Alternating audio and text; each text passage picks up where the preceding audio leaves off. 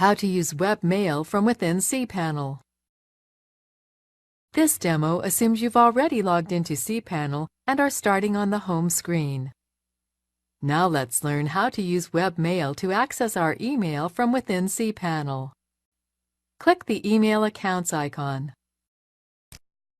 To access webmail for the main account, you would use this link, but we're not going to do this because we want to access webmail for a specific account.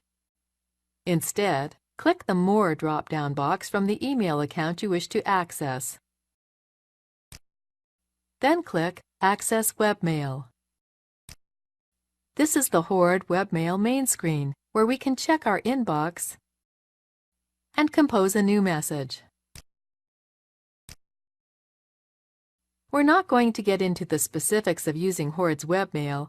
Just know that this is how you access and manage your emails from within cPanel.